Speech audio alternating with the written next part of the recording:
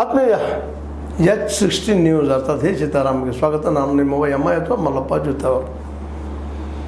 ನಮ್ಮ ಅಧಿವೇಶನದಲ್ಲಿ ಸಾಲದ ಬಗ್ಗೆ ಸಾಕಷ್ಟು ಚರ್ಚೆ ನಡೀತಾನೆ ಇದೆ.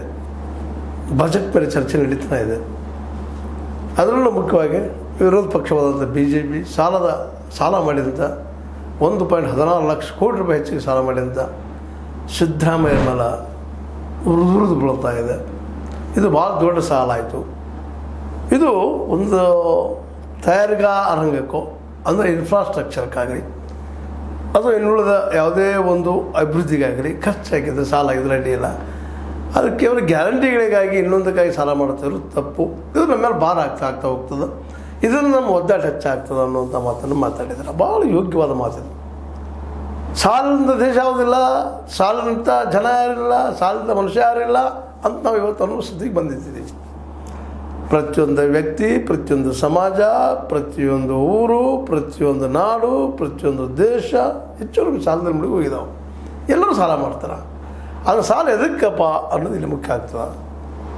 ಸಾಲ ಒಂದು ಆಸ್ತಿಯನ್ನು ಗಳಿಸುವಲ್ಲಾಗಲಿ ಮತ್ತೊಂದರಾಗಲಿ ಅಲ್ಲಾಗಲಿ ಆಗಬೇಕು, ಇಲ್ಲ ಒಂದು ಇಂಡಸ್ಟ್ರಿಯೋ ಮತ್ತೇನು ಡೆವಲಪ್ಮೆಂಟ್ಸ್ವಾಗಿ ಆಗಬೇಕು. ಅದಾಗದ ಕೇವಲ ಗ್ಯಾರಂಟಿಗಳಿಗಾಗಿಯೋ ಒಂದು ಯಾವುದಕ್ಕೂ ಉಪಯೋಗ ಬಾರಂಥ ಕ್ಷೇತ್ರಕ್ಕಾಯಿತು ಖರ್ಚು ಮಾಡಿದರೆ ಏನದು ಆ ಸಾಲ ಆದರೆ ಆ ಮರಿಯೋರು ಯಾರು, ಮುಟ್ಸೋರು ಯಾರು?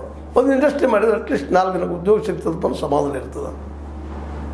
ಊಟ ಮಾಡ್ತಾಯಿದ್ರು ಅಂದರೆ ಲಾಸ್ ಆದರೆ ಹೌದಪ್ಪ, ಎಷ್ಟು ಜನ ಲಾಸ್ ಆಯಿತು, ಉದ್ಯೋಗ ಬೆಳೀಲಿಲ್ಲ ಅಂತ ಹೇಳ್ಬೋದಾಗಿದೆ. ಇಲ್ಲಿ ಯಾವ್ಯಾವುದೋ ಯೋಜನೆಗೆ ನೀವು ಸಾಲ ಮಾಡ್ತಾಯಿದ್ರಿ.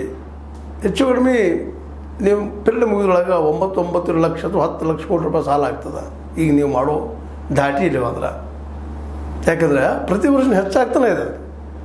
ಅದನ್ನು ನೀವು ಕಡಿಮೆ ಮಾಡಬೇಕು. ಸಾಲ ಮಾಡೋದು ತಪ್ಪ ಅಂತೇಳಿ ನಮ್ಮ ಆರ್ ಅಶೋಕ್ ಅವರು ಜಬರ್ದಸ್ತಾಗಿ ವಾದ ಮಾಡಿದರು. ಅವ್ರ ವಾದದಲ್ಲಿ ಭಾಳ ಸತ್ಯಗಳಿದ್ದಾವೆ. ನಿಜವಾಗಿ ಈಗಾಗಲೇ ಹೇಳಿದಂಗೆ ಈ ಒಂದು ಇನ್ಫ್ರಾಸ್ಟ್ರಕ್ಚರ್ ಆಗಿರ್ಬೋದು, ಒಂದು ಉದ್ಯಮಗಳಿಗಾಗಿರ್ಬೋದು ಅಥವಾ ಅಗ್ರಿಕಲ್ಚರ್ಗಾಗಿರ್ಬೋದು, ಯಾವುದೇ ಒಂದು ಉದ್ಯಮಿಗೆ ಉದ್ಯೋಗಕ್ಕೆ ಅದನ್ನು ನೀವು ಮಾಡಿದರೆ ಯೋಗ್ಯ. ಅದು ಬಿಟ್ಕೊಂಡು ಇದು ಡೆಡ್ ಅಮೌಂಟ್ ಯಾಕೆ ಮಾಡ್ತಾಯಿದ್ರಿ, ಡೆಡ್ ಸಾಲ ಯಾಕೆ ಮಾಡ್ತಾಯಿದ್ರಿ? ಡೇ ಟು ಡೇ ದಿನಕ್ಕೆ ಹೆಚ್ಚಾಗೋದ್ರಿಂದ ಇನ್ನೂ ಅದರದ್ದು ಕೊರತೆ ಹೆಚ್ಚಾಗ್ತಾ ಹೋಗ್ತದೆ. ಮತ್ತು ಇಲ್ಲಿ ಆ ನೆಲೆಯಲ್ಲಿ ಸಾಲ ಮಾಡಿದ್ರಿಂದ ಟ್ಯಾಕ್ಸ್ ಹೆಚ್ಚು ಮಾಡಿ, ರೇಟ್ ಹೆಚ್ಚು ಮಾಡಿ ನೀವು ಆ ಸಾಲ ಮುಟ್ಟಿಸೋ ಪ್ರಯತ್ನ ಮಾಡಿದರೆ ಸರ್. ಮತ್ತು ಬರೀ ಈ ಬೆಲೆ ಏರಿಕೆ ಬರೀ ನಿಶ್ಚಿತವಾಗಿಯೂ ನಮ್ಮಲ್ಲಿ ಬೀಳ್ತದೆ, ನಮ್ಮ ಜನ ಮೇಲೆ ಬೀಳ್ತದೆ. ಈಗ ನೀವು ಮಾಡಿ ಸಾಲದಿಂದ ಕರ್ನಾಟಕದ ಪ್ರತಿಯೊಬ್ಬ ನಾಗರಿಕನ ಮೇಲೆ 1 ಲಕ್ಷ ರೂಪಾಯಿ ಸಾಲ ಆಗಿದೆ.